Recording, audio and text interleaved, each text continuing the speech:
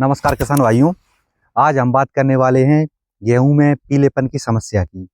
गेहूं में पीलापन कई कारणों से आता है, जिसमें आजकल हमारे क्षेत्र में जड़ माहू का प्रकोप बहुत अधिक हो रहा है।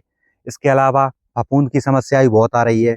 और साथ में जो किसान भाई जिंक का छिड़काव नहीं करते हैं यूरिया के साथ में सिंचाई के समय पे, तो भी गेहूं में पीलेपन की समस्या आती है। तो हम बात करने वाले हैं आज गेहूं में जड़माऊ और फफूंद के बारे में। तो देखिए किसान भाइयों, ये जो गेहूं का खेत है और उसमें ये जो पौधा है, तो ये पीले पड़ रहे हैं, इसकी ये टौने पीली पड़ रही हैं।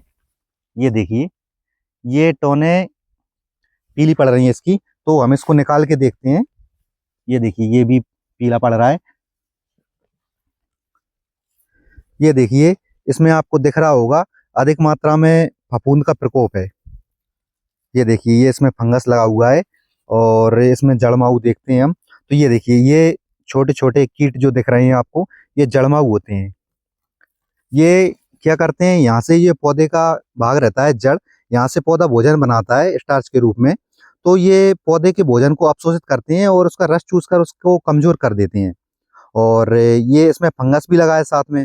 तो फंगस का क्या रहता है, फंगस पौधे से भोजन भी नहीं बना देता और बचा खुचा जो भोजन बना रहा है ये पौधा मिट्टी से, तो उसमें ये जड़माऊ उसका रस चूस लेती है और उसकी ये पत्ते इस तरह से पीले पड़ने लगते हैं और पौधा ठीक तरह से ग्रोथ भी नहीं करता है।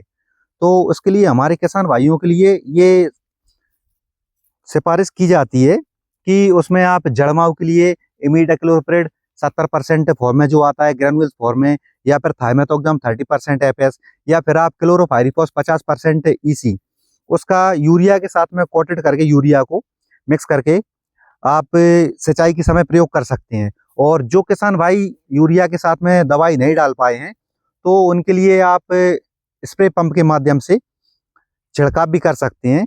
उसके लिए आपको थोड़ा डोज अच्छा लेना पड़ता है, जिससे ये सही तरीके से कीट नियंत्रित हो जाए।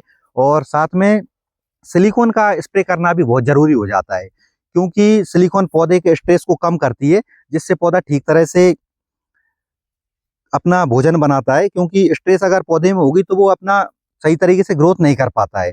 और साथ में कीट लगे हैं तो वो कीट भी इसको पनपने नहीं देते। तो इसकी क्या होता है, ये फुटाव भी कम हो जाता है, ये कल्ले नहीं फोड़ पाता सही तरीके से और इसकी ग्रोथ रुक जाती है। ये देखिए, आप इस जगह के गेहूं देख रहे हैं और इस साइड में देखिए, इस साइड जो पौधा है उधर, तो वो ठीक से ग्रोथ कर रहा है, क्योंकि इधर पानी है ना, रुकता नहीं है। क्योंकि ये थोड़ा खेत धारू टाइप का है, तो यहाँ पे पानी रुकता नहीं है, ज्यादा अधिक नमी भी नहीं हो पाती। और नमी के ना होने से इसमें थोड़ा फफूंद भी कम लगी होगी, क्योंकि जहाँ पे ज्यादा सिंचाई हो जाती है और जल भराव की समस्या रहती है, तो वहाँ पे फफूंद भी अधिक लगती है। उसके लिए आप मैंकोजेब M45 मैंकोजेब 75% का छिड़काव कर सकते हैं, या फिर आप एजोक्सिस्ट्रोबिन प्लस टेबुकोनाजोल, या फिर थाइपरनेट मिथाइल जो 70% फॉर्म में आता है पाउडर फॉर्म में, उसका आप यूरिया के साथ में मिलाकर छिड़काव कर सकती हैं। या फिर आप स्प्रे पंप के माध्यम से नैपसेक स्प्रे पंप जो आता है अपना नैपसेक, उसके माध्यम से आप सिंचाई करके इस रोग की रोकथाम कर सकते हैं। और ये तो हो गई अपनी जड़माहू और फफूंद की बात। अगर इसमें जैसे किसान भाई ने हमारे ने इसमें जिंक सल्फेट का छिड़काव किया था यूरिया के साथ में कोटेड करके, जिंक डाला था इसमें, इसलिए इसकी पत्तियों में भी पीलेपन की समस्या नहीं है इधर टॉन पर। और अगर इसमें जिंक नहीं डाला होता तो जिंक की कमी से भी पौधे बहुत पीले पड़ते हैं। नाइट्रोजन की कमी से ही अपने साइड के पत्ते पीले होते हैं। इसमें नाइट्रोजन तो पर्याप्त मात्रा में है, ठीक है, कोई दिक्कत नहीं है, और जिंक भी डला हुआ है। इसके अलावा मैग्नीशियम तो अपनी मिट्टी में रहता है थोड़ा बहुत, अगर किसी मिट्टी में नहीं रहता है तो हम उसका छिड़काव करवा देते हैं किसान भाइयों को।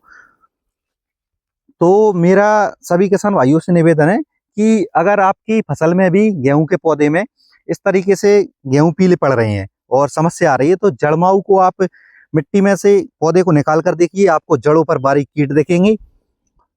और उसके लिए आप स्प्रे कर सकते हैं या यूरिया के माध्यम से भी डाल सकते हैं सिंचाई के समय कोटेड करके। और अगर फंगस लगा हो तो आप फंगस का भी स्प्रे कर सकते हैं, या यूरिया के माध्यम से आप फंगस का दवाई का भी नियंत्रण कर सकते हैं फंगस को।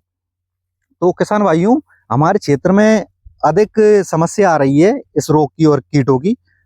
तो कृपया करके आप अपने खेतों पर जब भी आपकी गेहूं में पीलेपन की समस्या आती है। तो इन चीज़ों को ध्यान में रखते हुए आप सिंचाई करें, और ध्यान दें कि सिंचाई के समय अगर आप इनको डालेंगे तो ये आपको रिजल्ट भी अच्छे देंगे, और इससे आपका पौधा ठीक तरीके से ग्रोथ भी करेगा, उसमें कल्ले भी सही फुटाव होंगे, और क्लोरोफिल भी सही मात्रा में बनाएगा वो।